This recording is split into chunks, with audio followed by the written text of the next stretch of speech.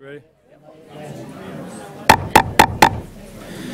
Welcome to the December 17th, 2018 meeting of the Gaston County Board of Education. I'm Brent Moore, Crowders Mountain Township and Chairman of the Board. And to my left is Kevin Collier, Vice Chairman of the Riverbend Township. At this time, I would like to ask our other board members to introduce themselves, starting with my right. Gaston Township. Justin Davis, South Point Township. Terry Usry, Cherryville Township. Steve Hall, Dallas Township. Dot Guthrie, Gaston Township. Jeff Ramsey at Large Township. Dot Cherry at Large member. On behalf of the board, I would like to welcome everyone that is present in the boardroom and those watching online and TV this evening. Thank you for your continued interest and support. Our first order of business is to have our prayer and pledge of allegiance to the flag. I would like to ask Superintendent Booker to lead us in invocation and the pledge. Thank you, Chairman Moore. Please join me. Father God, we just thank you. We thank you for protection and for the many gifts that we enjoy. We thank you for this season and the ultimate gift, and just ask that you continue to bless our nation and our county and all that goes on. We thank you for those who work with our children and the support that they give them each day. Please guide us in this meeting and allow us to do things in your will. Amen. Please join me for the Pledge of Allegiance. Allegiance to the flag of the United States of America and to the republic for which it stands, one nation, under God, indivisible, with liberty and justice for all.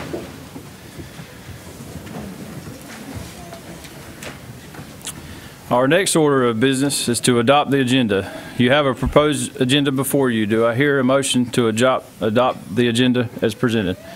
Second. Mr. Davis, Mr. Collier. I have a motion and a second. Is there any discussion? Hearing none, all in favor of adopting the agenda as presented, please raise your hand. And it's unanimous.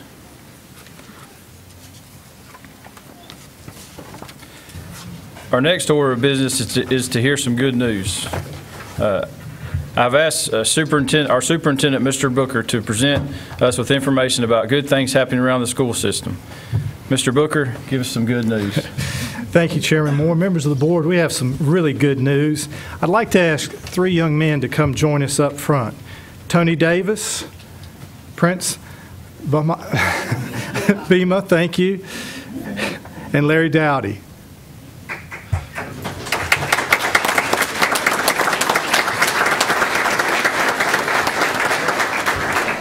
As they make their way up front, I hope you see before you three strapping young men who represented Gaston County very well over the weekend in the Shrine Bowl.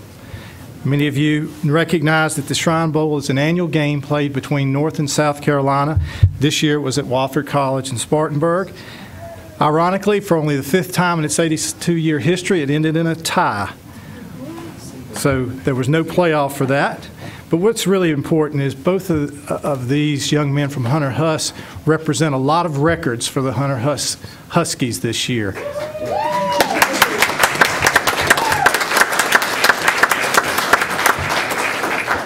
And I'm sure Larry would say, well, we're used to having those kind of years at South Point. But for all three of these young men, they are exemplary students as well as athletes. All three of them are going to get the opportunity to further their education with scholarships to Division I schools.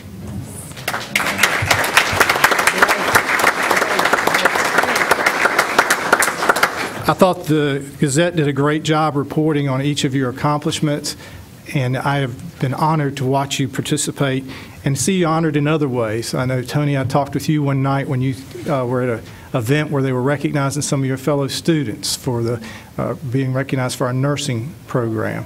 Larry, you were recognized for Do the Right Thing. And Prince, you had the pleasure of playing with your dad, right?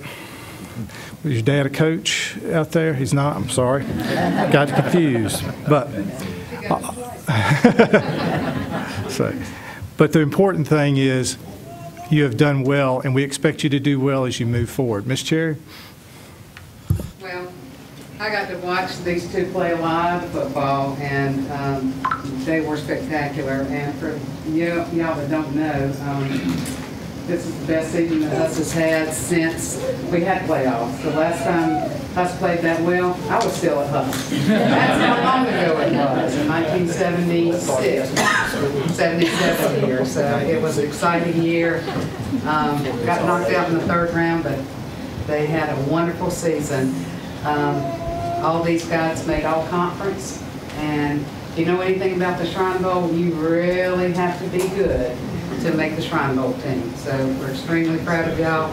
Something Mr. Booker didn't say, Duke, UNCC, Georgia Tech.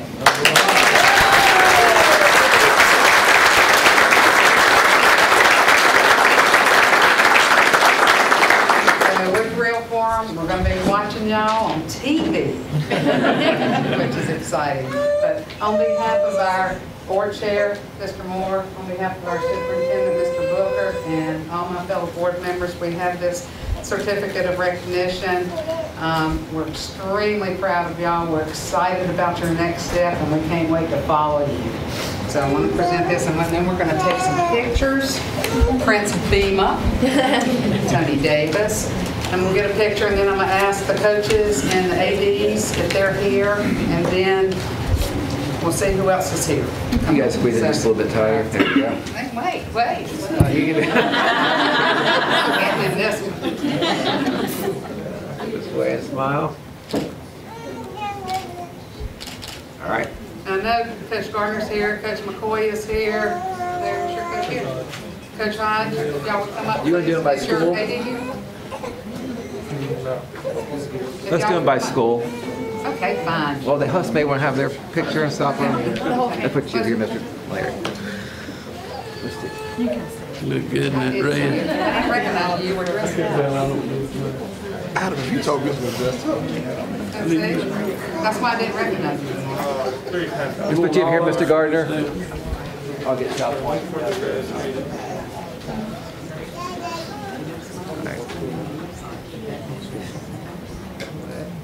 Big smile. All right. Let's have TV families. Oh, right. Oh, Mr. Denton and Mr. Ford, I'm so sorry.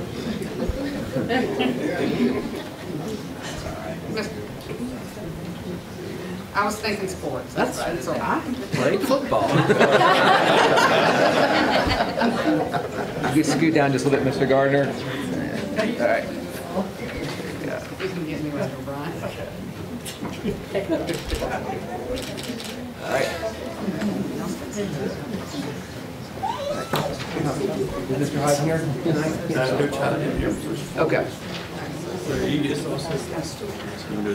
Yeah, you can go. Let's get next to Miss Cherry, please. Come on, guys.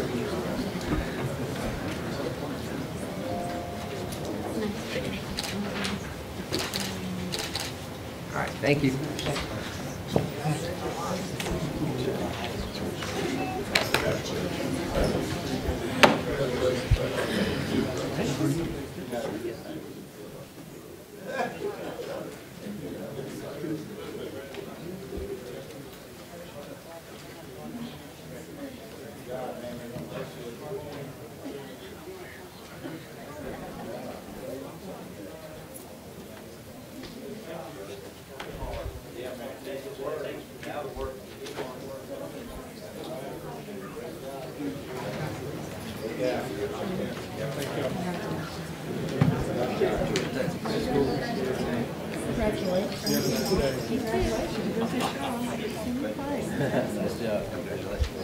Great job, thank you.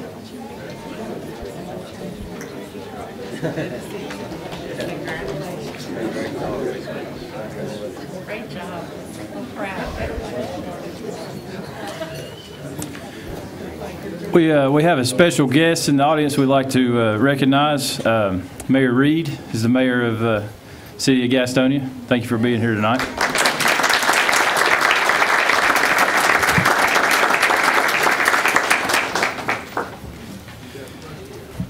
Anyone who has watched a board meeting knows that in addition to athletics, we value the arts in Gaston County.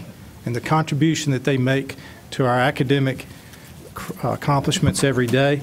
So we have 3 students that we would like to bring forward: Emily Harris, Maddie Rossmeyer, and Marisa Cannon. They represent Stuart W. Kramer, Highland School of Technology, and Ashbrook. Many of you have heard us talk about the Blumenthal Performing Arts and the different awards associated with the Bloomies. These 3 students were, of only 12 taken out of the entire region, 3 of them from Gaston County.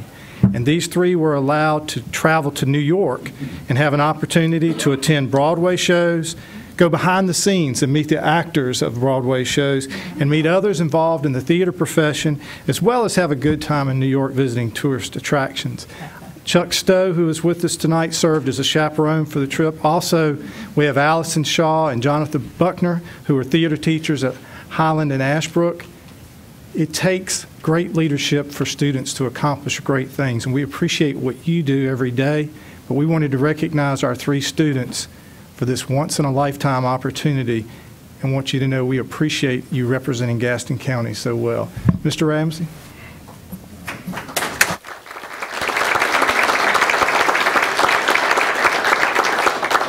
As Mr. Booker mentioned, we value fine arts here. We probably have one of the best fine arts in the region here, because I know we go to the Bloomies every year. We usually bring back awards, and this is huge, guys.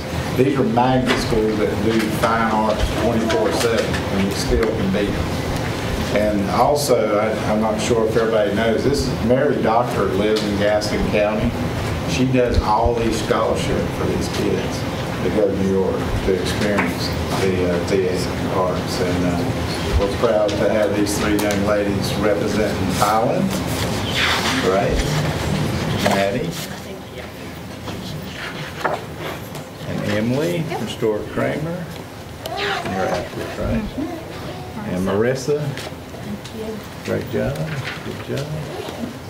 Thank y'all guys. If y'all will pull back to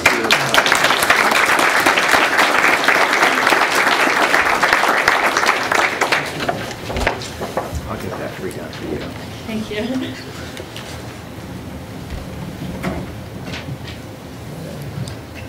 While Sean's getting it, if the teachers and principals could make their way up to be in another shot with them, please.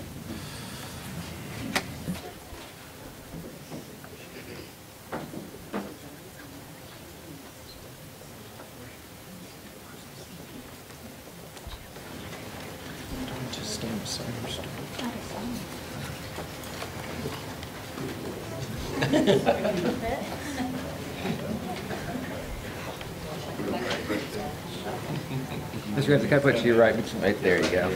Make sure it looks a little bit better. Gotta have all the help I can get.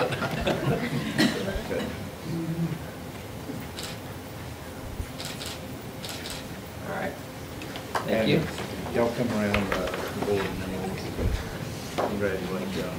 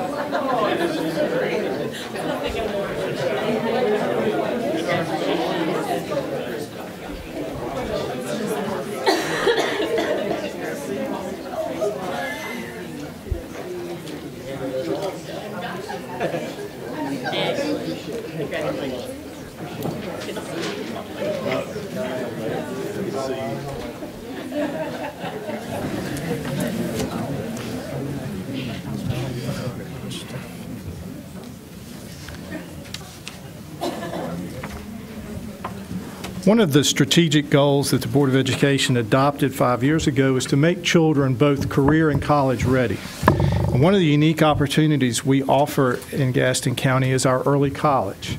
Tonight we get to recognize 2 students who I think will show you exactly how powerful the early college experience is by what they have accomplished as students there. If I could ask Kimberly Queen and Daniel Brian Matute to come forward.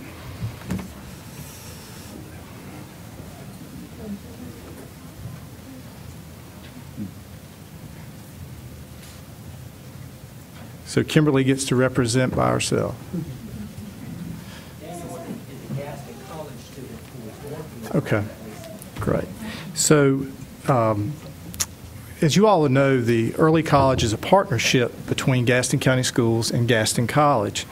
And so as part of a biology class, Kimberly worked with Daniel to test how plants reacted to reflective light instead of direct light. And after their research was completed, Kimberly was able to attend the Community College Undergraduate Research Initiative in Glendale, Arizona, where she was able to share the results of their research. You all have heard us talk before about the success of our science program and our comprehensive high schools. This just goes to show it goes on at the early college as well. So we're proud of Kimberly and what she has accomplished in this achievement, and we just wanted to take a moment and commend you on the excellent work you have done for us. Mr. Usher.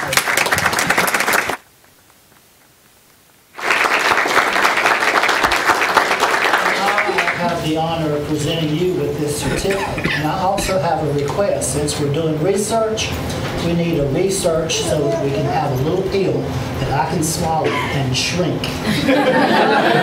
Congratulations to you. Merry Christmas.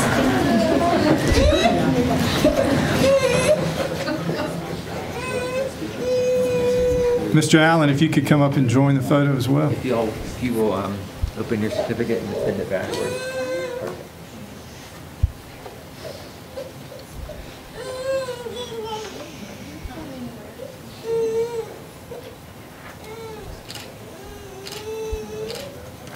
Giving family to bring up here.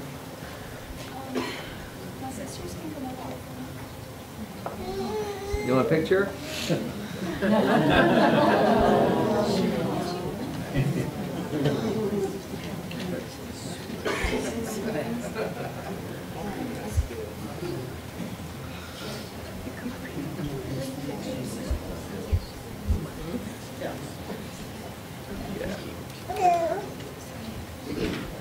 Josh, I'm gonna bring you this. There you go, perfect.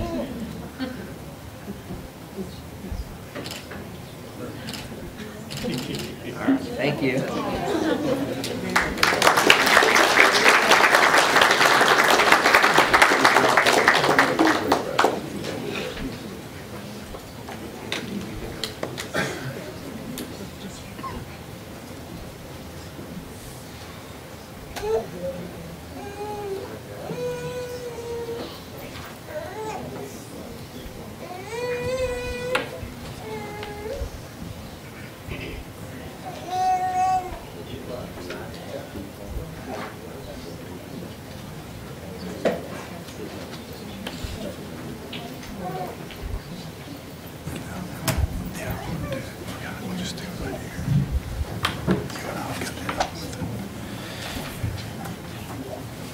So if you've been keeping up, we've recognized athletics, we've recognized the arts, now we've recognized the science. Another thing that is in our vision statement talks about lifelong learning. Our next thing to conclude our good news tonight is to recognize one of your own board members. Ms. Dot Guthrie was honored by the North Carolina School Boards Association for her successful completion of training that is provided through the association's Academy for School Boardsmanship. She is receiving a certificate of achievement from the state for all the training that she completed in the 2017-2018 school year. This is done as a recognition of her commitment to serving not only as an elected official, but taking her role as a Board of Education member seriously. She has gone above and beyond the required levels of training that is expected of board members and exceeded that so that she has been recognized with this honor. So we wanted to pause today and take a moment to recognize one of your own. So Ms. Guthrie, if you'll join us down front.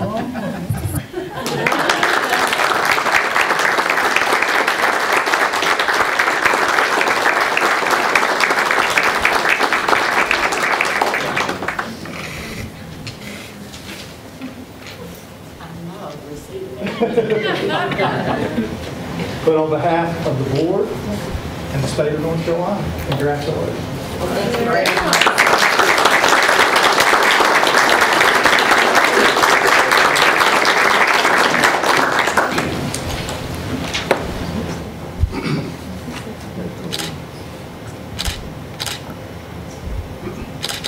All right, thank you. Thank you. I want to just say one or two things. The old African proverb, it takes a village to raise a child. It does. It takes that village. And you are a part of that village. Every morning, when you get up, when you pack your bags, and you go to your different schools in Gaston County, you are contributing to that village.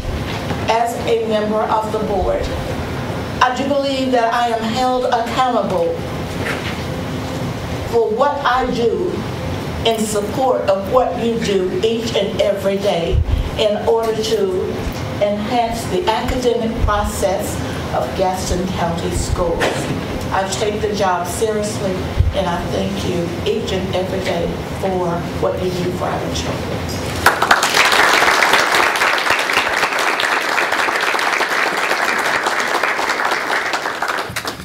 Mr. Moore, that concludes the good news. Thank you, Mr. Booker. Next item on our agenda is allow an opportunity for public expression. It is a time when the board will hear comments from members of the public about matters of concern related to the school system. Madam Clerk, do we have anyone signed up? Okay, we'll move on. The next item on the agenda is the approval or corrections of the minutes from our past meeting. Tonight we're asking for the approval of the minutes from our November 13th, 2018 meeting. I need a motion to approve the minutes as presented. Mr. Ramsey? Second.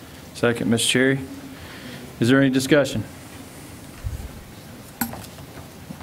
Hearing none, all in favor of approval of the minutes from the November 13th, 2018 meeting as presented, please raise your hand. It's unanimous. The next item on our agenda is our classroom moments. Our teachers and students do amazing things in each of our schools every day. This agenda item gives us an opportunity to share some of that with the members of this board and those watching this meeting. Superintendent Booker, what do you have for us at this time? I'd like to ask James Montgomery to come forward. He has a number of his teachers with him.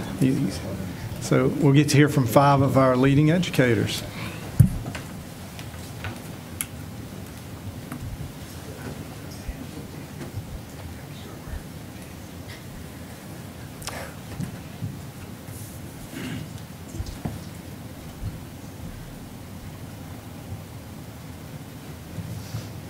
Chairman Moore, Superintendent Booker, members of the Board of Education, tonight we are honored to continue our conversation about the investment in growth of our teachers. And tonight we are able to feature 5 outstanding teachers who are participating in any broad range of our initiatives that we have began under our commitment to growing our teachers. So tonight, with that, it is about the investment in our teachers, whether they are in our Pioneering 50 with Dr. Allen November, or continuing that conversation in our Delta Fellows or TIPS program, BT1s, BT2s, BT3s. We are honored tonight to be able to feature them. And behind me are 5 outstanding teachers that are going to make some statements to you tonight, and then we'll open the floor for questions. So with that, Mrs. Hartley.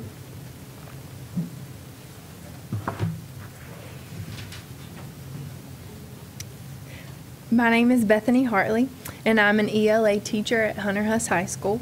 Currently, I'm a BT3 and in my 3rd year of the TIPS program. All 3 years of my involvement in the TIPS program have aided my pedagogy. However, this year has been the most beneficial. The reason for this is the recent focus on lesson plan design. In our TIPS meetings, we have been taught and trained to design our lessons with a backward focus. A backward design simply means that we are planning with a goal already established. When the learning objective is established first, lessons are specifically designed to get the students to succeed in that learning goal. The practical tool offered to us in these TIPS meetings is Verso. Initially, I thought, here we go, another technology tool to learn. But I decided to hear him out and give it an honest try, and I liked it. Among all the technology tools inundating our world, Verso is one to which I will commit. Verso provides lesson plan structures which fit into the mold of backward design. Verso offers a number of templates for beginners like me to become comfortable with designing and implementing. One of the biggest wins of Verso is that it provides immediate published student responses. This allows me a type of formative assessment to see where they are and if they got it. Students can also interact with each other in a collaborative manner right there on the app, and I can see that. Additionally, a paramount element in my success with Verso is the coaching aspect. Gaston County has offered me a coach in Mr. Phil Stubbs as we have journeyed this semester with new lesson plan design on Verso. His coaching has provided me the guidance, criticism, and praise necessary to push me to success in backward design. This Z to A strategy, if you will, generates a results mindset. Backward design has produced positive change in my classroom. Each of my lessons is purposed toward achieving that learning objective for each student. I have seen progress in students' reading levels. Some come to me at a 3rd grade reading level, and by the time they exit, they've increased by 2 or 3 grade levels. I've seen a surge in student engagement.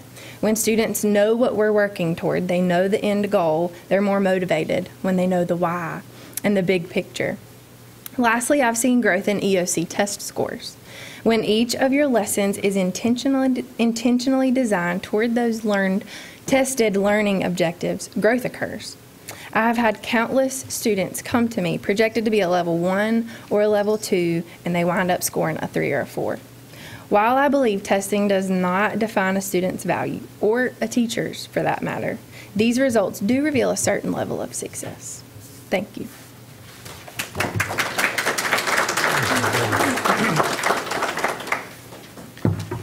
My name is Woodrow Boyles, and I teach 9th grade history at the Highland School of Technology. As a BT3, it is apparent to me that Gaston County is investing in its teachers. I have been part of TIPS and P50 with Dr. Alan November. I'm also a Delta Fellow, and I am currently undergoing training with the Verso coaches as well as part of the being part of the big history pilot here in Gaston County Schools, which I'm really excited about. Being part of these programs has improved my effectiveness as an educator and has caused me to reflect on my teaching practice. My students have seen tremendous growth both in the district formative assessments and on the North Carolina final exams. My 9th grade students are also carrying the knowledge and skills they learned in my class to classes in their sophomore to their senior years. These professional learning communities, such as Delta, Verso, P50, TIPS, and Big History, have encouraged communication between teachers across schools and disciplines. As a beginning teacher, I have been exposed to teaching strategies and a pedagogy that is research-based and that is proven to be effective in the classroom. I am currently part of the Big History Pilot for the county, which integrates history and science at the 9th grade level, and I'm very excited about where that will lead me. Thank you so much.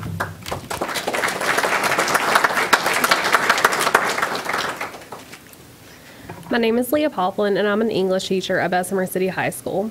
I have been a part of Gaston County Schools since I first began school. After attending East Gaston, I went on to the teaching program at UNC Charlotte. For one of my education classes, our textbook referred to the Gaston County Schools TIPS program specifically and commented on how it is widely recognized as being successful for new teachers.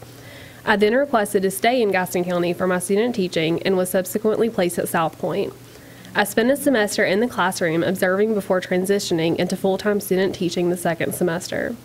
Then, after graduating this past spring, I accepted my first ever teaching job at Bessemer City.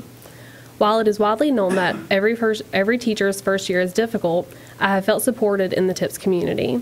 For the TIPS program, I spent a full day observing other teachers, including Miss Leslie Kalmbach and Miss Bethany Hartley. This day of observations was immensely beneficial for me to see how other teachers deal with the daily realities of teaching. Seeing these educators interact with their students and engage them in a variety of ways helped me realize that teaching looks different in every classroom. I have been able to incorporate different strategies I saw to better reach the students in my own classroom. The TIPS program has helped me cultivate a network, not only of first-year teachers in the same position as me, but also more experienced educators that I'm able to reach out to for guidance. The TIPS program as a whole has been helpful for me, and I'm grateful to be a part of this community. Thank you.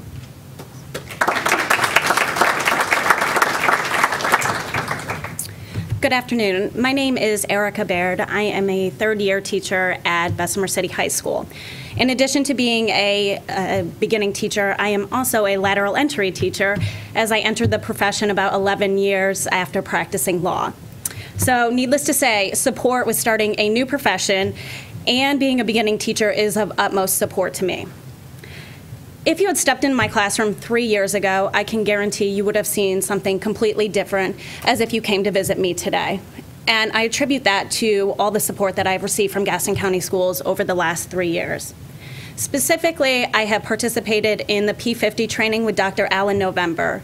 He gave me some powerful tools that I still use today in my classroom. If you came to visit, it would be typical to see my kids working together. Collaboration among students is so important.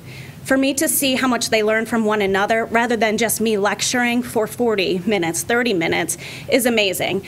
And 3 years ago, as a new teacher, I did not know that. So thank you to Dr. November. Additionally, this past summer, we were offered the opportunity to start training with Verso. And I know you heard a little bit about that earlier today, but it is one of the most powerful tools that I have used in my classroom, and let me tell you why. The kids all have a voice. They are anonymous when they are sending in their submissions. They don't know who they are engaging with, but they are having debates amongst themselves over the issues that we've talked about that day. And for me, as a previous litigator and as someone who is looking for success in the classroom, it is a joy to watch. And so I try to implement that at least once a week in my room. So again, thank you for giving me the use of that tool in my classroom. Finally, I just want to thank you. As a lateral entry teacher, as a beginning teacher, support is necessary for us. I am a success in my classroom because of my students' success, and their success is a direct result of what you provide us. Thank you.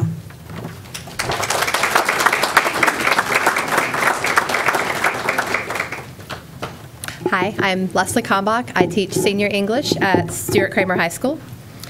As a more seasoned member of the teaching community in Gaston County, it's been refreshing in the past few years to be a part of the target audience for so many of the innovative professional development opportunities. As a part of the Pioneer 50 program and subsequently an attendee of the Building Learning Communities Conference this summer in Boston, I've rediscovered the joys and the nervous energy that comes in those first years of teaching. It's easy to fall into comfortable patterns once you figure out what works, but discovering how to give students back the reins to their own learning has produced a spark in my students.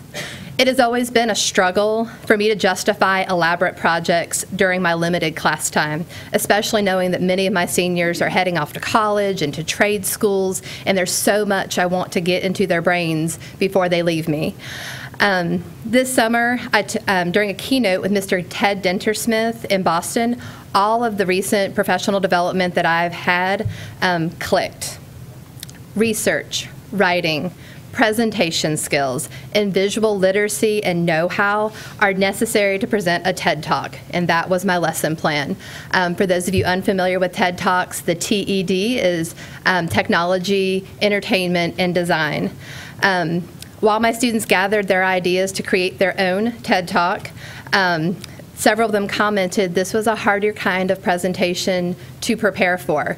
They're so used to gathering other people's ideas, and these were their ideas and what they needed to look at as far as what they had learned and what kind of changes they needed to see in the world.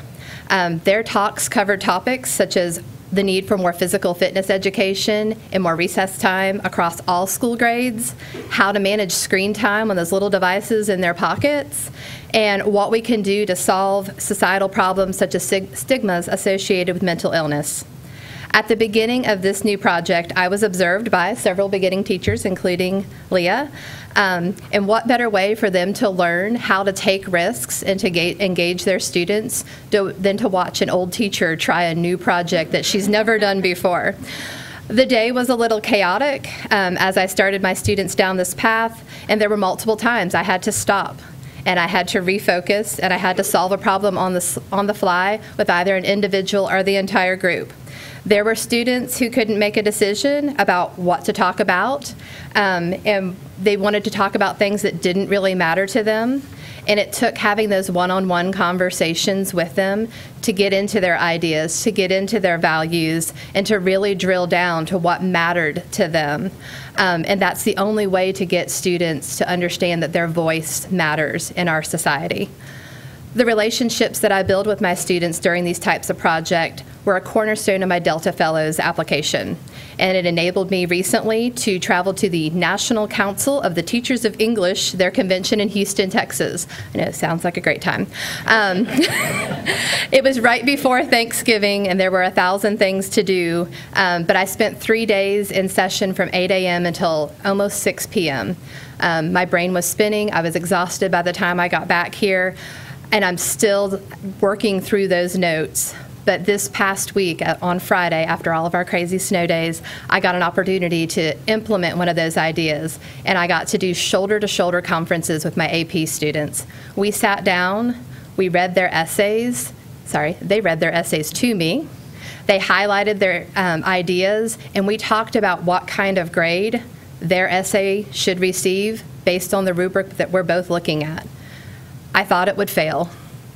It was the most amazing experience I've had in a classroom in a number of years. And thank you, thank you, thank you for giving me that opportunity. Thank you.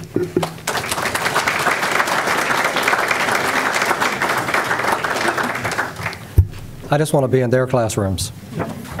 As you can tell, there is a distinct and deliberate plan to do everything we can to cross all of the ideas that we have, whether we are talking about growth for our veteran teachers or for our new teachers. So we have really worked hard over the last couple of years with your support. I would also be remiss if I didn't make mention that in the audience tonight are some very important critical pieces to that. And not only is it an investment in our teachers, but our principals' support of these initiatives is always very important. So if all of their principals could please stand. From the Highland School of Technology is Denise McClain. We have Dr. Sheila Wyatt from Bessemer City High School, Audrey Devine from Stuart W. Kramer High School, and of course Brian Denton from Hunter Huss High School. So thank you publicly for your support of your teachers' growth opportunities.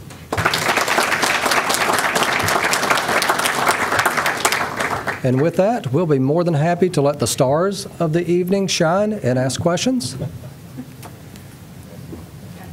I have a question probably for you, Mr. Montgomery. Is Verso adaptable for all subject matters? It is. Verso has two components to it, and we purchased both. One is the online component, which is the anonymous feature for student feedback. It also has a design element where it has online lessons, if you will, that we can upload or the company can upload from around the world.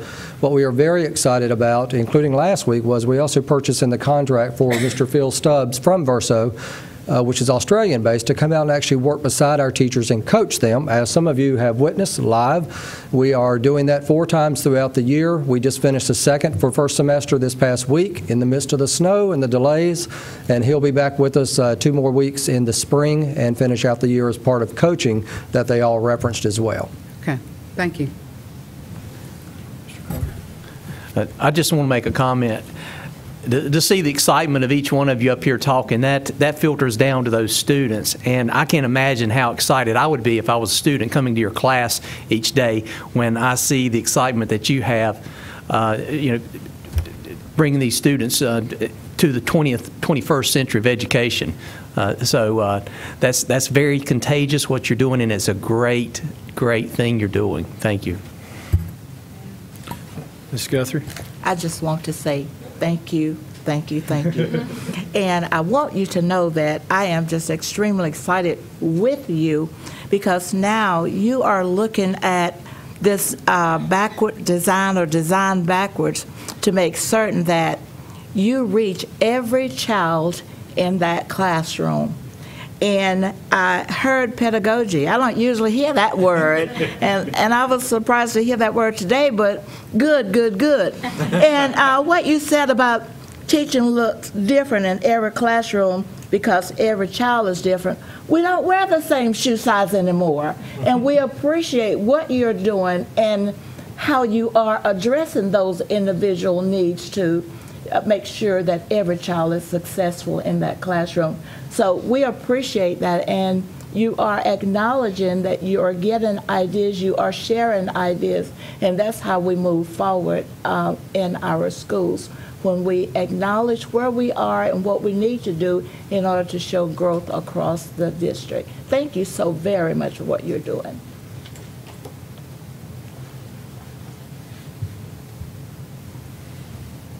Anyone else?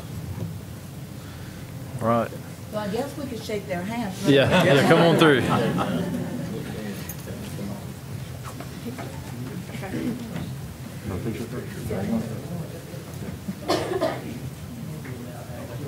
think they want to take a picture. Shake hands first. There we go.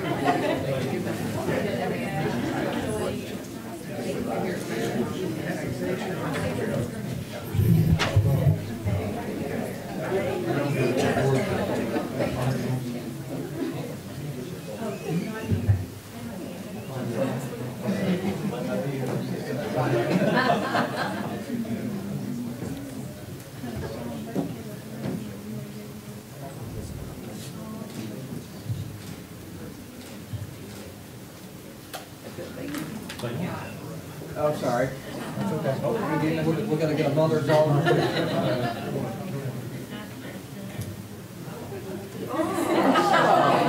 So, members of the board, this is Marcia Corbett. Ms. Corbett, you have 2 children teaching with us now?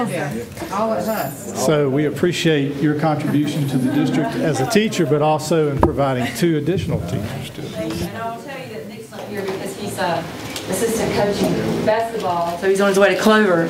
But he was teacher of the year, new teacher of the year last year, and Bethany just learned today that she's new teacher of the year.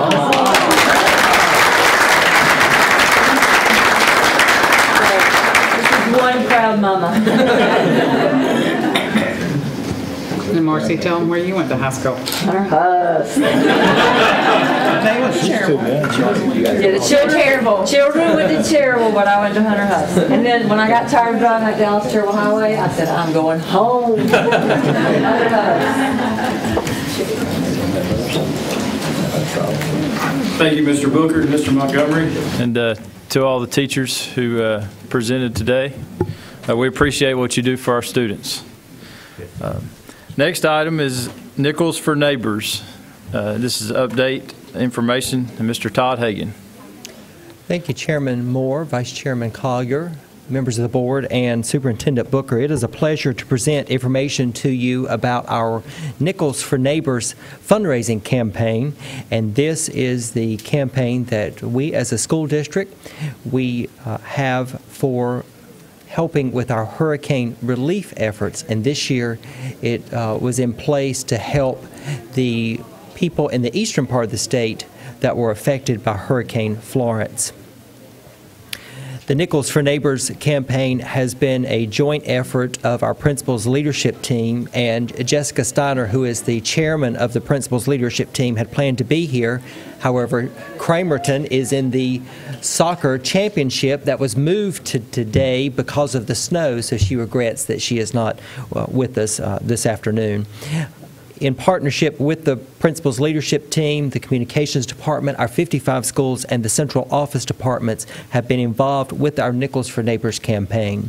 And when you look at pictures like this, you see the importance of having a fundraiser such as Nickels for Neighbors to help the people in the eastern part of the state who are still trying to overcome the devastation created by the hurricane and the flooding. And this picture here is a news picture taken from the New Bern area. This picture here is from the Onslow County area. And this is a picture in Pollexville, which is in Jones County, North Carolina. So you can see from just those three pictures the amount of devastation, and you can imagine what people in the eastern part of the state are still dealing with months after the hurricane. So we revived our Nickels for Neighbors campaign, and we had our money collection day at all of our schools on Wednesday, November the 28th. We set a fundraising goal of $11,000. That's the equivalent of $200 per school, or 4,000 nickels. And it is a pleasure to announce that our fundraising total for this year is $17,749.05. And when you consider the amount of fundraising that our schools have already been doing and the contributions to a very successful United Way fundraising campaign this year, for our schools to come up with another $17,000, almost $18,000, that is very commendable.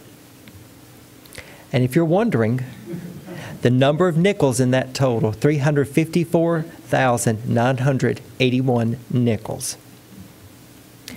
When you look at this map here, this is a map of a forecast prior to the hurricane. And if you notice the pink area, that is the area on the map that was identified for being most prone to flooding, the devastation from the hurricane.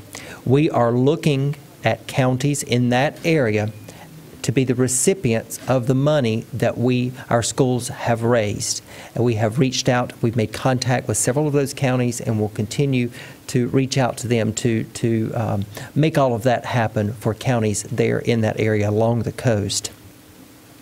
And I mentioned that Nickels for Neighbors is our fundraising campaign. This is the third year of Nickels for Neighbors. It began back in October of 2015 when it wasn't a hurricane, but it was a storm system that I guess you could say set up over our region. And had that storm system been about 100 miles north, it would have covered Gaston County in rain. Unfortunately, it covered many of our neighbors across South Carolina with devastation from flooding. And so with our very first Nickels for Neighbors campaign, we raised $25,184.55. The following year, and those are the school districts listed there, the 3 school districts in Clarendon County, and then the school district in Williamsburg County that received those funds. The following year, in November of 2016, we had Nickels for Neighbors again. This was to help districts in the eastern part of North Carolina that were affected by Hurricane Matthew. We raised $21,952.31. And that money was distributed to Robeson County, Lenoir County, Edgecombe County, and Wayne County. So when you look at a 3-year total of what our schools have done for Nickels for Neighbors, we are just shy of $65,000 out of this community to help our neighbors in need across North and South Carolina. I think that is very special, and give a big thumbs up to everybody out in our schools and our central office departments who have been involved with that. And we just want to say thank you to everyone who has contributed to Nickels for Neighbors to make our third Nickels for Neighbors campaign in Gaston County Schools a tremendous success. And that's my presentation, Mr. Mayor. Have any questions, comments? All right. Next is our favorite calendar update. Mr. Joey Clinton.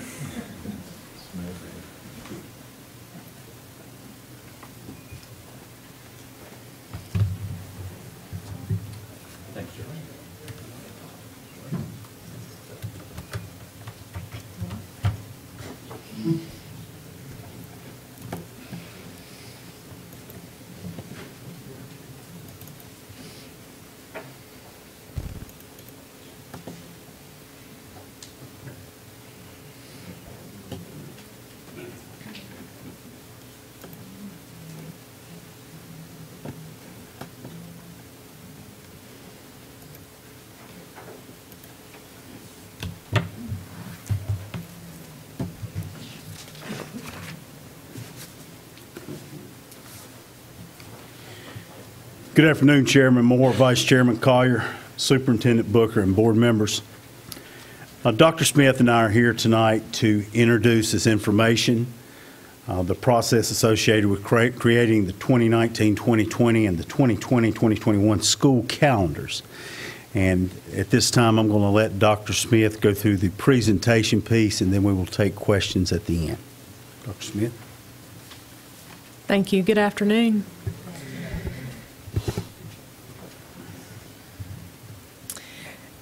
Our committee of the school calendar committee represented 8 townships, and you can see there we had a total of 34 members on our school calendar committee. In September of 2018, we sent out invitations and through emails, through face-to-face contacts, asking for interested parties to be involved in the process. And I am very glad that we had 8 different townships that were represented, because we certainly need to have a broad spectrum of voices from Gaston County on the school calendar committee. And again, there were 34 total members that participated throughout the various meetings that we had in the fall of 2018. Of the 34 members, I'm also pleased to tell you that we had a total of 10 diverse roles represented in that school calendar committee. And again, we certainly want to have a diverse representation of townships, but we also want to have a diverse representation of roles. And you can see there our members range from parents, community members, the testing department, human resources, finance, teachers, assistant principals, and principals at academic services, and NCAE representatives, again, to lend their expertise and their diverse knowledge to our school calendar committee. So when we look at the requirements for building a school calendar, we are governed by general statute, and we are governed by General Statute 115C. 84.2. I know that many of you have heard of that general statute before, but again, that is the general statute that from the 2012 session provided the newer mandates and updates beginning in the 2013-2014 school year. You have listed for you on the slide some of the highlights, some of the buzzwords that you may have heard from years past in building a school calendar, such as the number of days. You can see there that there is a minimum of 185 days or 1,025 hours. The much talked about start and stop times of the calendar were also mandated beginning with the 2013-2014 school year, and that is how we are currently operating. That school may not start earlier than the Monday closest to August the 26th and end no later than Friday closest to June the 11th. There is also calendar requirements for the number of days to be worked by staff. For teachers, that requirement is 215 days, and for assistants, it sits right now at 200 days. Also, highlights of the calendar law include vacation. There is a minimum of a 10-day annual vacation day requirement within the calendar, as well as an inclement calendar plan that must be included in every calendar that is passed. Also, Gaston County must work in accordance with what is called the State Personnel Commission for State Employees. And that commission states that Gaston County, in building a calendar, must be in line with similar holidays that are built into other calendars for other types of state employees. We also included in our school calendar committee presentations some historical calendar practices. In other words, in building a calendar, Gaston County has used some traditions, if you will, in building a calendar. The first tradition there, if you will, is balanced semesters. So we do try to balance out the semesters. While it's not always a 90-day split between semesters, we do try to balance that as much as possible. There is also a traditional 2-week Christmas break and a week around Easter. Parents and community members look forward to that time and also plan vacations and other time away from school around those times.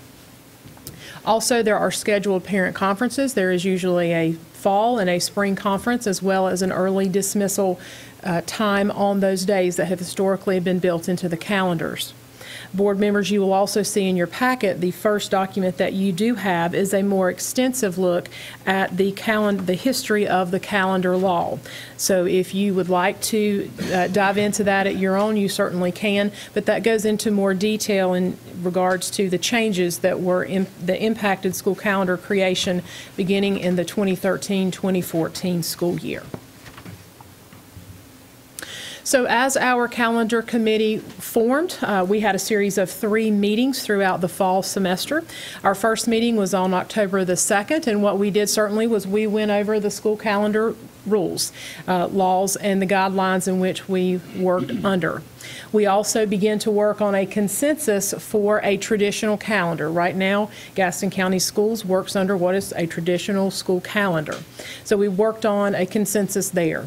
We also charged the members of the school calendar committee, those were, those that had other school improvement committees at their schools or site-based management teams, to go back and to share the information that they either learned or that they could through consensus with their representatives at their school, so that there would be more buy-in and more information that was distributed to our Gaston County schools. Coming back on October the 23rd there, you see that we shared a traditional calendar consensus. We also introduced information regarding an innovative calendar, and again, we invited our school calendar committee to share results with their school-based leadership teams. Finally, on November the 27th, that was our last formal meeting, we shared an innovative calendar consensus, and then again invited our teams to go back and to share that information with their school-based committees. The next document that you have in your packets is what we consider the traditional calendar consensus. You will see that within the first calendar, it will say Draft Calendar 2019-2020. Again, this is a traditional calendar format. It looks very similar in many ways to our current or past calendars. Some of the highlights from that calendar: the start date is August the 26th. You have your end date with June the 9th. You have a fall and spring parent conference day for October the 10th and March the 11th.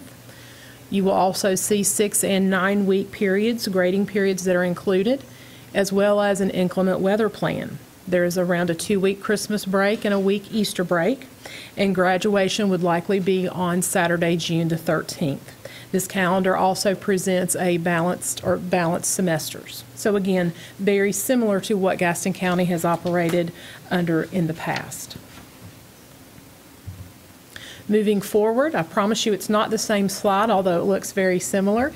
It is another consensus draft calendar for the traditional calendar for 2020-2021. Again, looks very similar, but the highlights, the start date would be August the 24th, with the end date of being June the 9th. Once again, you have your parent conference days built into the calendar for October the 8th and March the 11th. You will also note that 6 and 9 week reporting periods and inclement weather plan are built into the calendar.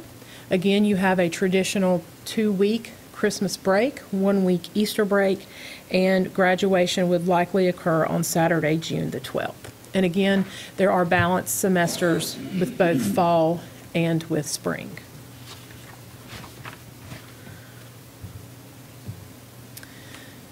The next document that you have in your packet covers what has been called the Innovative Calendar Consensus. And I present this information for you as a result of our school calendar committee taking a look at some other options, as other school districts around the state have done, in terms of being more flexible with start and end days, as well as building in times for what might be called intercession, or times where we could offer enrichment, remediation, and acceleration programs for all levels. So you have information there on the specifics of an innovative calendar, as well as a frequently asked question document, board members, towards the back of your folder for both internal frequently asked questions that might come up, as well as external questions.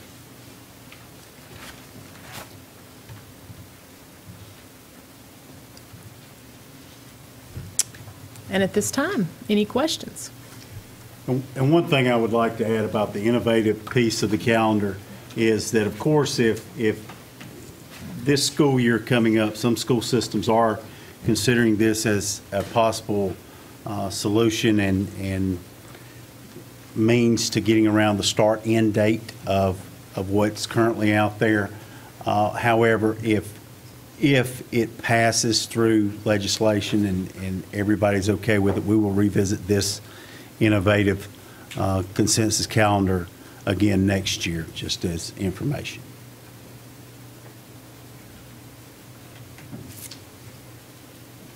Mr. Devon? Up until this calendar I'm looking at right now, we kind of have our hands tied by the state of North Carolina. I know that the North Carolina School Board Association has written letters and has lobbied our state legislators to allow us to have more input. Is there a possibility that we, as a Board of Education, could send a letter to I know that 3 years ago we met with them, and they just looked at us and kind of laughed. Well, I will say that Representative Torbett has each year made sure we had ours introduced along with any other resolutions that were introduced. So it typically has been where the Senate does not take up discussion of the calendar bill. So we have had that. As Mr. Clinton was talking about this innovative calendar that folks are looking at, there are a handful of districts that are proposing to do that in the coming school year. And most advice that is being given is see how those go. That's why we wanted to have this discussion a year in advance so that if it does meet with a favorable response, we would have already had the work for you then to engage in having that, because we believe it's important to give our community as much notice as possible, because it would be a significant change in start dates and end dates and also the breaks that would go on. And our community would have to adapt, not only our parents, but the providers of support services for our students as well. So I think this is a really good start, and I hope the other districts that are doing that get by with it. But, you know, I really think our state legislators have tied our hands as far as what we can do with the school calendar. There's only a few things you can do. I mean, there's not, you have X number of days to get into X number of days. Yes, sir. Good job. Mr. Collier? Yeah, I agree with what Mr. Dedman said. Our hands have been tied for years since the legislatures have given us very little room to put together a calendar. And anybody who's ever served on a calendar committee, and thank you for those who served on the calendar committee, because that's one of the more thankless jobs that anybody does. And only after you serve do you realize that the state has handcuffed you and you have no room to maneuver in the calendar year. I like the innovative calendar. I hope that it's acceptable. I'm not sure what our legislators will do in Raleigh, but we've been asking for control at a local level for our calendar for years. We need it, and everybody in education has been singing this song and asking our representatives to let us have local control of our calendars. They make exceptions for other people that are publicly funded by education, but they seem to not want to move off this ability to give us local flexibility in our calendar. So I'm hopeful that we can do this. I'm excited to see this. I'm in favor of it. Thank you. If as many people went to the mountains as go to Myrtle Beach, we wouldn't have to go to school but about 20 days a year. So. Members of the board, while we're discussing calendar, I want to address some of what we've had happen to us this fall with the numerous storms and then with last week's extensive storm. Your current calendar shows that we have 7 identified makeup days. 4 of those makeup days are in spring break. And so in working with staff and talking, your first identified makeup day is January 17th. And so I would like to inform you we will be using January 17th as planned on the calendar to do that. I would also like to ask you to amend the calendar to utilize January 18th as a makeup day. It is currently a mandated work day.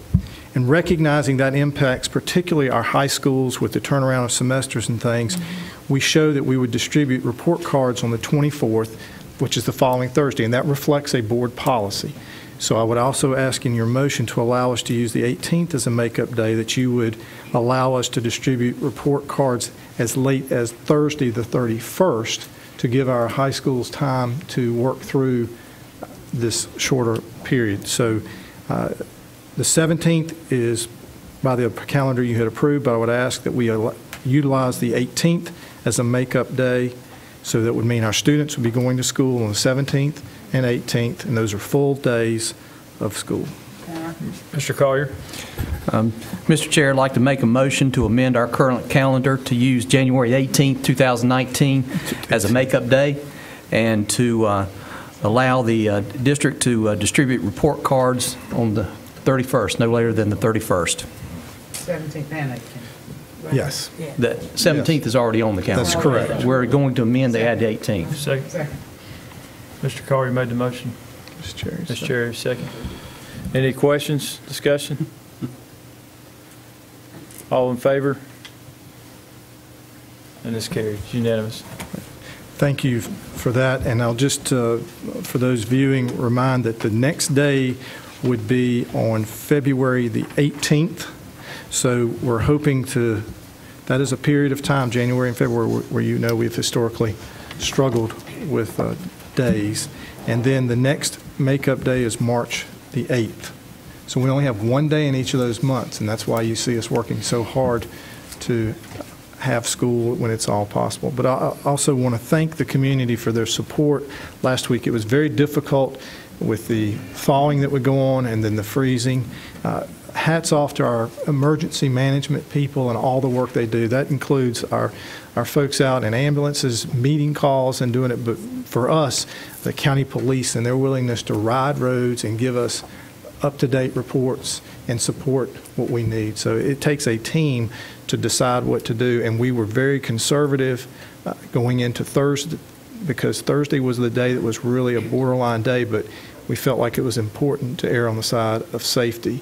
And fortunately, we did not have any significant. The first day we returned to class on Wednesday, we had a couple roads that bus drivers were very concerned about. They expressed that, so that's why we went with the delay again on Thursday to try and give that time for it to clear up. But I appreciate all the support that I received from the board, but our community, because we got some very encouraging feedback. Thank you for thinking of staff and allowing staff to come in late, and thank you for thinking about what folks remember. We have a lot of teenage drivers, and that's one of the things that the county police is very cognizant of, who's out there driving in these conditions. So just appreciate everyone's support.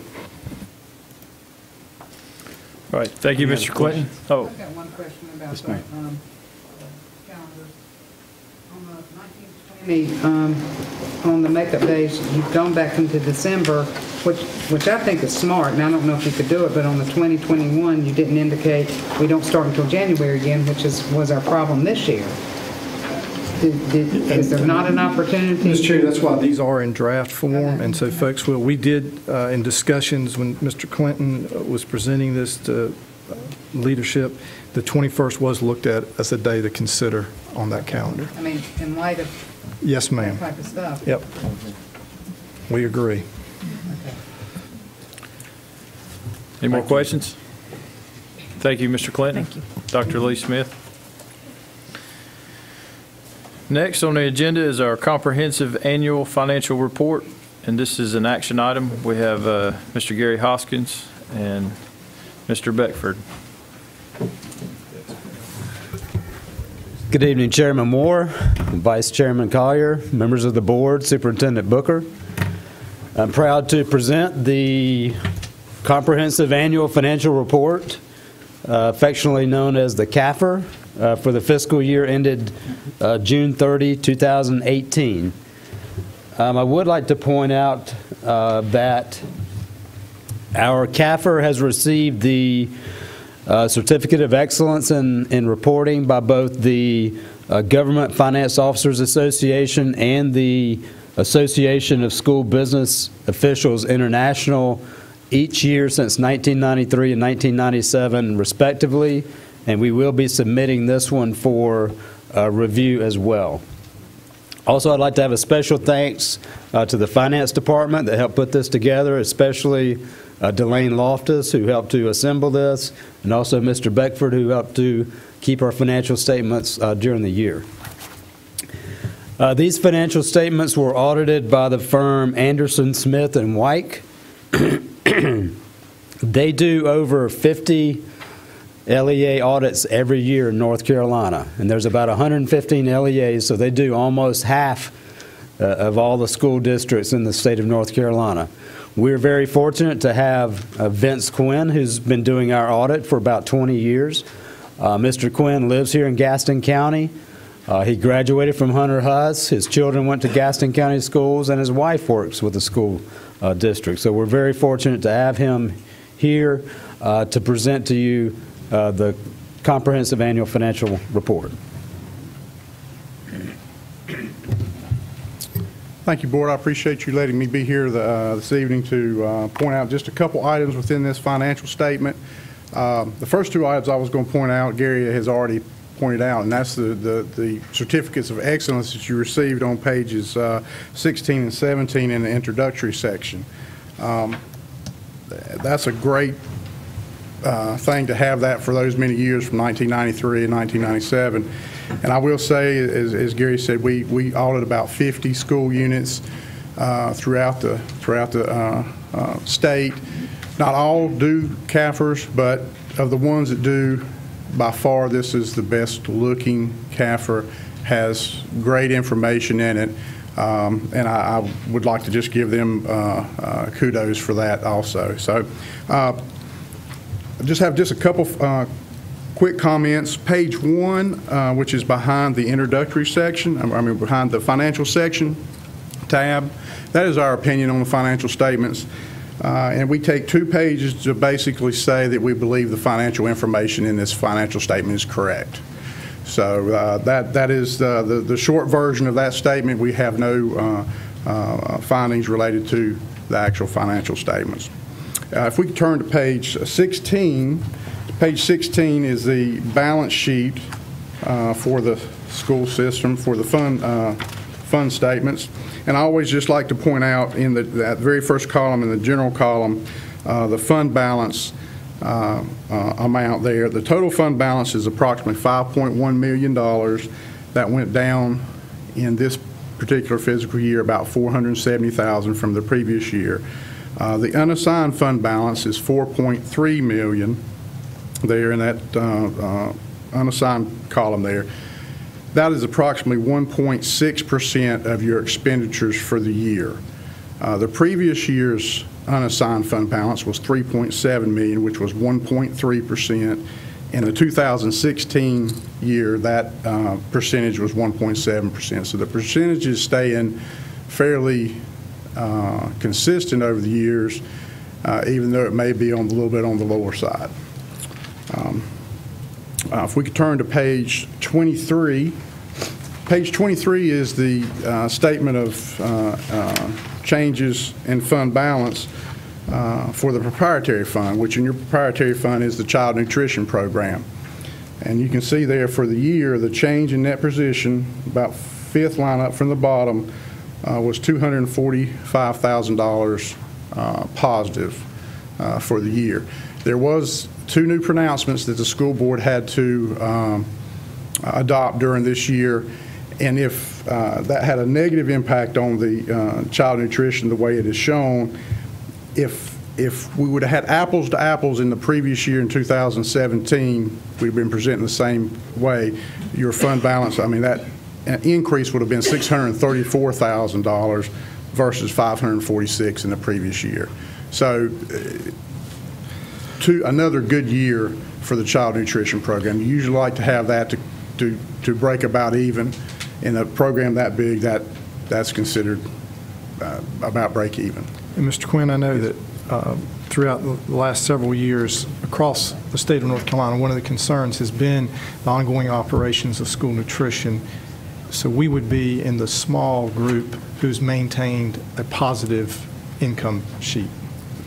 That is true. That has been a very hard thing for school systems across the state, especially ones that are the smaller ones in the mountain counties and so forth. But this would be in the minority, I think, of school systems across the state that are still producing a positive number there. So Well, that's all the comments I have about the financial statement. And you also have a blue bound copy that has our logo on the front. That is the compliance reports for the school system. We have to do, obviously, with the different state and federal fundings that you get, we have to do compliance testing on those funds. We have to do them on a rotating basis. Our reports on those are on pages 1, 3, and 6. One is for the financial statements overall. One is for the state the state funds that you receive. The other one is for the federal funds. On page 9 of that report, you can see that you have the federal program that we tested was the Title I program for the year. We have to rotate the federal programs that are major and test them every 3 years. This year was Title I was the one that we tested. On page 10, we have to do the same thing for the state programs. And you can see on the state side, we had to test a good number of programs. State Public School Fund, driver training, vocational education, state months of employment, vocational education program supports funds, school buses, and the NC Pre-K program.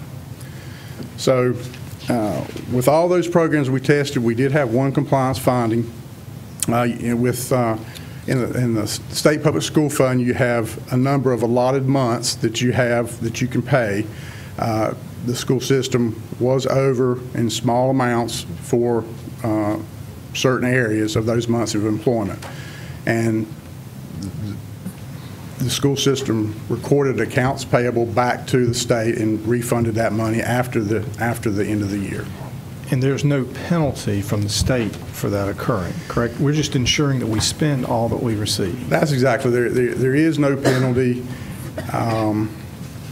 It's really better management, I think, to really be a little over, because the state can change your months of employment by items that you turn in later. And if you got it down to exactly zero and then they had a negative change, then you've essentially spent local money to pay for a month of employment that the state would have paid for. So it's really been the history of the board to overpay a few of those months and pay them back. You have to pay them back within 4 or 5 months to avoid any penalty, which obviously you always do. So there is no penalty related to that. In which years were those? Which area? In which years? For the compliance finding? Yes. This report is only for this year. Okay. I just see a note of previous year findings of 15 and 16. I didn't know if... Essentially, it was the same finding. Yeah, okay. It has been a recurring finding, which is really, in my opinion, a good management tool. If I was the finance officer, I would probably do that also. And that concludes my remarks. I'd just like to say that I appreciate the opportunity to serve the board, and I appreciate all the work that Gary and his staff put in that makes my job a lot easier when I come in and disrupt things for several weeks, asking them for a lot of additional information. Thank you. Do we have any questions, comments? Just a comment, Mr. Chair. Mr. Hoskins, you and your staff, I know several are here doing an incredible job and are recognized by awards for the presentation and the audits and how well they're done. And I just want to thank you for making Gaston County look good for what you and your staff do in our finance department. Thank you. I appreciate it. Yeah, I'd like to recognize James Beckford. He works along with the team. Mm-hmm. Thank you. Yeah, thank you for coming. I'd like to thank Mr. Hoskins and Mr. Quinn. This is an action item. I need a motion to accept this report. Mr. Ushery made the motion. Dr. Terry made the second. Any questions or comments? Those in favor? Well done. Thank you. It's carried. It's unanimous. All Thank you, guys. The next item on our agenda is the second grade aptitude testing, and we have Mrs. Carrie Munich.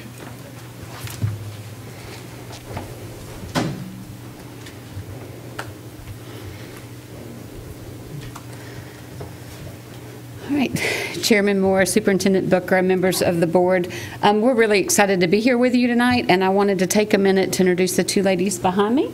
I have Susan Jordan, who is the coordinator for our AIG department, and Susie Bradley, who's director of testing, and they really get all the credit for finding the information I'm going to share with you tonight. I'm just the lucky person that gets to share it with you and tell you all the details, but we're really excited to talk to you about the second grade aptitude test. And a change that we are moving forward with for this spring. We are going to switch from the InView test, which we've had in place for many years, to the COGAT, which is the Cognitive Abilities Test for our second grade students. And we wanted to make sure that you understood why we were making this change and that you become as excited about it as we are. The biggest reason is because we believe the COGAT is going to allow us to reach some of our underrepresented populations. One way it does that is that the timing of it is flexible. We are allowed to give students extended time on this test, and with the InView, there are very strict time regulations and restrictions in place. So we feel like for our students that need a little bit of extra time to show us how well they can do, the COGAT is going to put that in place for them. And the other exciting piece for us is that reading is not required for participation in this test. So in particular for our ELL, our English Language Learner students, there are picture cues in place that will help them understand directions and move forward. So we are really excited and feel like that's a huge plus for us. We're also very excited about the reports and results that we will get from the COGAT. Currently with the InView, there is not a parent report. The parents don't receive any information unless they specifically ask for it or a teacher shares it in a parent conference. And with the COGAT, there are individualized student reports that every parent receives, and there are individualized unique ability profiles which the teachers can receive on each student that talks about very specific areas where students excelled and struggled and gives them ideas on how to differentiate that instruction, which we think is going to really be helpful with our MTSS process moving forward. There are also Spanish versions of the parent reports. I did want to take just a minute to share this with you. This is a sample of the parent report, and on the left-hand side are the actual scores for the student, but then on the right-hand side is where the parents receive an explanation of what those scores mean. So they don't just get numbers that they don't understand.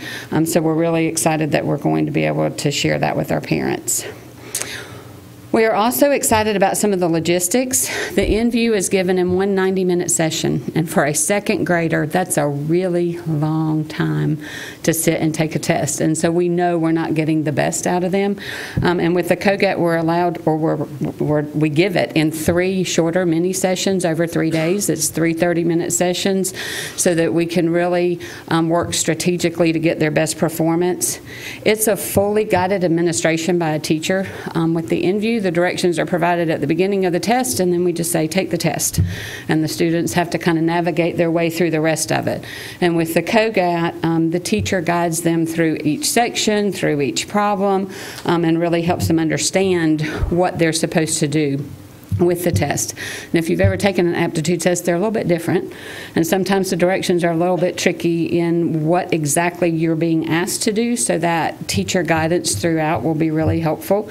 And there are alternate forms available. So we never want a misadministration, and we hope we don't have them. But in the event that we do, there are alternate forms available with the COGAT, and that is not the case with InView either. So we're excited for those reasons.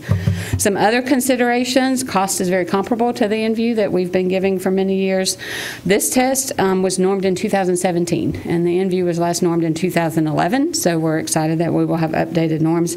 And we have much better control of the time frame, not only when we give the test, but how quickly we get results back. With the InView, we had to mail off the test sheets to be scored by their company, and we were kind of at their mercy on how quickly we got them back. And with the COGAT, we are going to be able to score them in-house, and Susie's going to help us with that. So we're really excited. We will get information back much more quickly, and again, able to share it with our parents and teachers very quickly. So we did just want to take a minute and open it up for questions to see what you might like to ask us about this switch.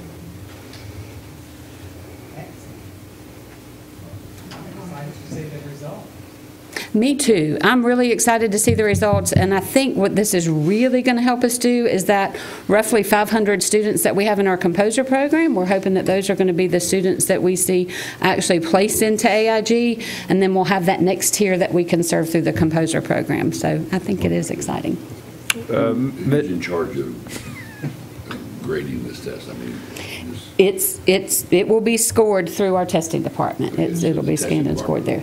Yes. No. Yeah. And I like what I hear, because many of our children rush through things without comprehending, and to have the opportunity. I mean, you could be there from 12 to 12:30, and you give little Johnny time to answer based on his own Absolutely. ability. So I really, truly like that, that individual learning again. Who will be designated in the school to explain this new process to the parents? To the parents, that will be something that we will talk with administrators about, and then also test coordinators, and work with them on a time when they can share that. We'll help draft a letter that can go home and talk about the change and why we're excited about it, that they can send home as well. Thank you.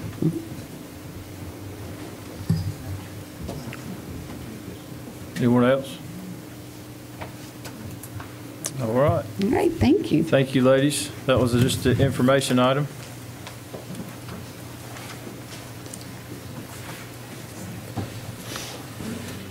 The next item on our agenda is the consent agenda. There are several items on the consent agenda tonight. Please take a look at these items listed.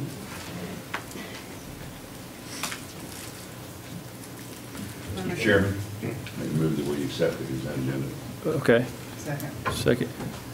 Mr. Dedman, Dr. Chair. Okay. All in favor, please raise your hands. That's carried. It's unanimous. That brings us to the time in our meeting to hear from our superintendent. Mr. Booker, do you have any comments? Yes, sir. I have a few. Thank you. First, on the consent agenda, I want to highlight a couple of things that are in there that are important.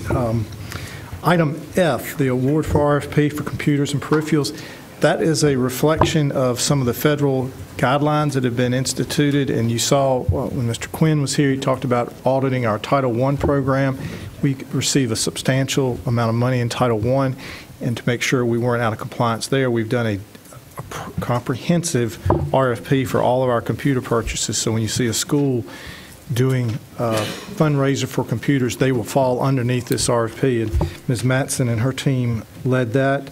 Also, you see we are continuing our agreement with the YMCA for after school.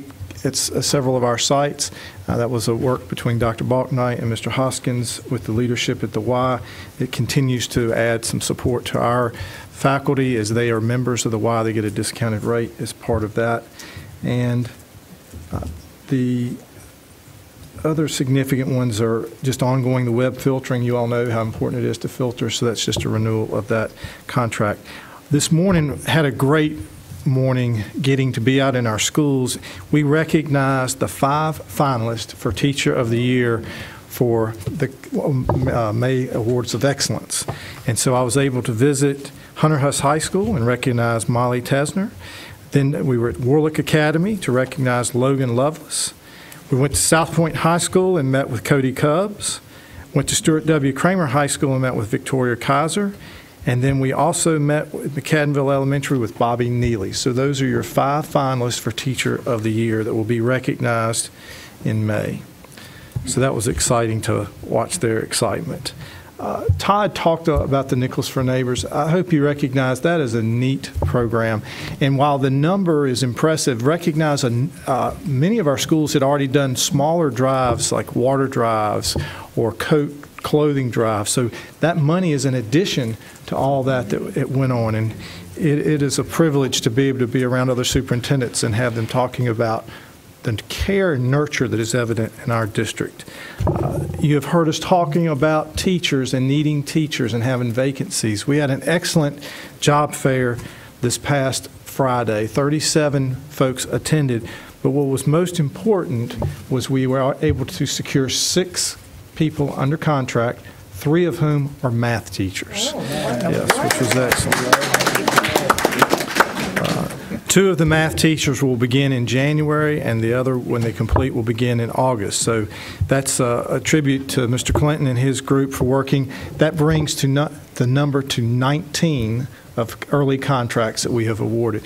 When you heard Mr. Quinn talking about having a fund balance and managing fund balance, that's what allows us to be able to do early contracts, because Mr. Hoskins and say we have the ability to fund those positions. So that is a great thing. I was in one of those classrooms I was in, they had written up on the board 3. Well, now it's 2, because we're 2 days from the start of our holiday break. The last day for students and teachers will be on Wednesday, and all of our employees will have a holiday on Monday the 24th, Tuesday December 25th, and Wednesday December 26th, as well as Tuesday January 1st. What you all have been very supportive since I became superintendent 5 years ago in allowing us to have our school facilities put signs on the door. If folks want to work, the administration works with them, but we have just the central office functions open to the public. We will continue that practice this year, beginning with next Monday. They will be open this Thursday and Friday, but beginning the following week, they will have signs on the door. Mr. Hagens will produce those signs for them and distribute them. So we will be doing that. I said earlier, thank you for the inclement weather. Let's just hope January is not like December. But even with that break in our activities, there have been some just outstanding events over the last couple of weeks. And you all have attended parades where our kids were participating. You've been to holiday concerts. It never ceases to amaze me what our children do, from plays to the music. And of course, we've transitioned in athletics, beginning the winter sports. So I just want to thank everyone that has been a part of this time and supporting it. You got 3 folks out there, executive directors of each of our respective levels, that have been going to multiple events because we want to be at those events and see our kids perform, and then other folks of your leadership team supporting that. So it is a neat thing, but I wanted to pause and just wish everyone a Merry Christmas, and that I hope the holiday season is good for everyone, and that this new year is one that you reflect on a lot of positive things that have gone on in our entire community. We had a great announcement last week of 500 significant jobs coming to our area in the 2019. So I would say the new year is off to a great start. But we think our school year has been off to a great start, and that this coming spring we'll see great results. So with Mr. Chairman, with that, I would ask that we have a closed session. We do not need it for personnel, but pursuant to North Carolina General Statute 143-318, 11A8, school safety plans, we need to present those to you in closed session. All right, we need a motion to go into closed session. Mr. Davis, second, Mr. Ramsey. All in favor, please raise your hands. It's unanimous. Yeah, we'll go in closed session.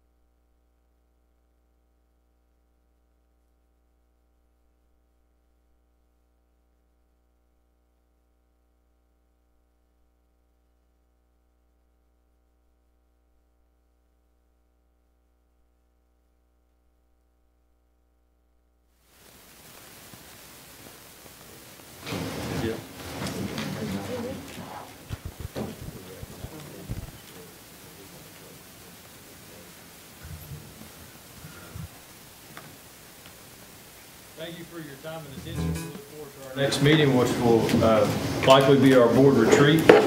We are working on setting a date, and we'll let you know as soon as that date is set. One more thing before we adjourn. We need to say happy birthday to Miss Dot Cherry. She turned 40 years old last Friday. So happy birthday, Miss Cherry. And one more thing, the comprehensive annual financial report will be posted on our website if anyone would like to see it. And Mr. Devin? Hey, I'd like to make a motion that we adjourn and wish Dr. Balknight happy birthday tomorrow. Oh, Miss Balknight, happy birthday to you as well. And Second. Mr. Hall got it. Mr. Hall, second. Sorry, Steve. All right, that's a big job, first and second there. Thanks, sir. All right, a call for a vote. Right, we're adjourned. Thank you. Very good.